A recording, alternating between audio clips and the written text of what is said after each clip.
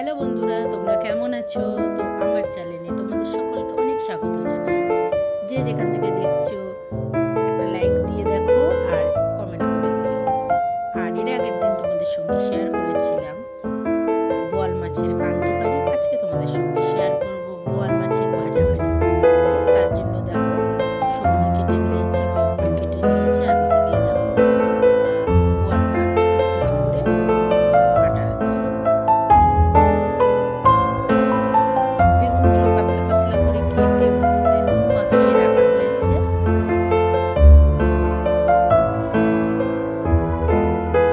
যাতে বেগুনটা একটু নরম হয়ে যায়, মজে যায় আর কি। তারপরে দেখো রান্না করার জন্য এখানে আদা, রসুন, লঙ্কা বেটে রাখা হয়েছে, কাঁচা লঙ্কা। আর বেগুনটা নুন মাখানো ছিল, সেটাকে ভালো করে চটকিয়ে ধুয়ে চিপকে নেওয়া হয়েছে। আর পেঁয়াজ কেটে নিয়েছি। আর এই যে মশলা, বড় একখানা পেঁয়াজ দিতে লাগবে।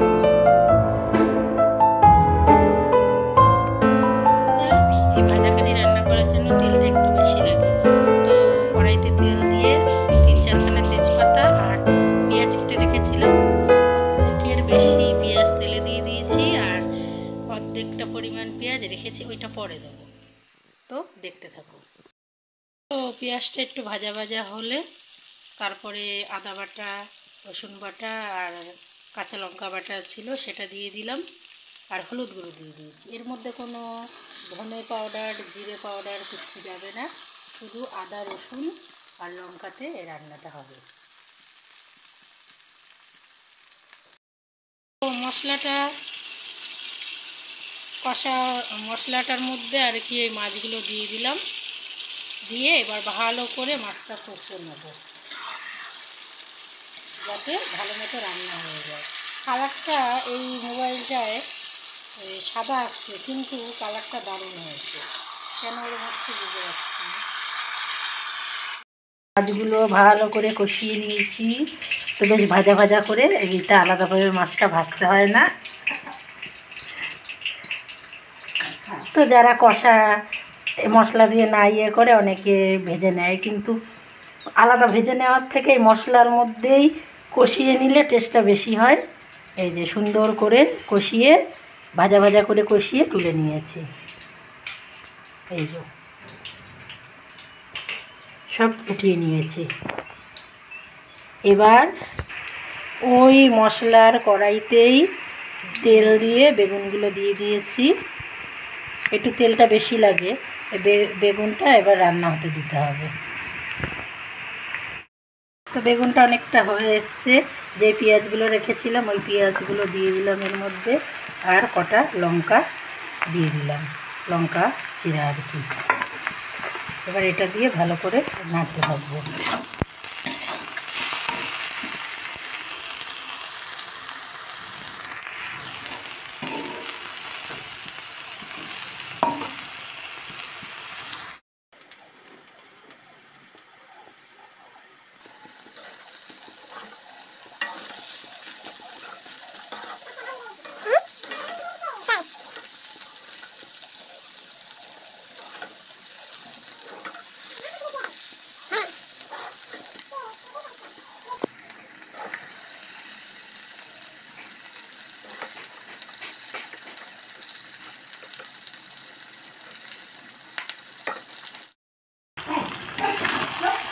তো বেগুনটা ভালোভাবে ভাজা ভাজা হওয়ার পরে এই মাছ কষে রেখেছিলাম সেই মাছটা দিয়ে দিলাম। এবার সুন্দর করে নেড়ে নেবো। ঠিক আছে, কালারটা দেখো, ভাজা কারি মানে পুরো একদম ভাজা ভাজা হবে। ঠিক আছে, মাছও একটাও ভাঙেনি, সুন্দর হয়েছে।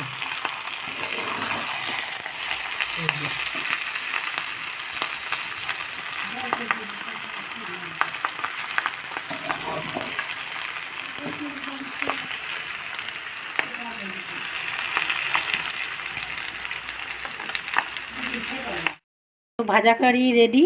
এর মধ্যে জিরের গুঁড়ো আর ধনেপাতা দিয়ে নামিয়ে নিলেই খাওয়ার জন্য রেডি। নামানোর সময় ধনেপাতা, জিরের গুঁড়ো আর কাঁচা লঙ্কা কয়েকটা ফেলে দিয়ে নামিয়ে নিলেই তৈরি বোয়াল মাছের ভাজা কারি।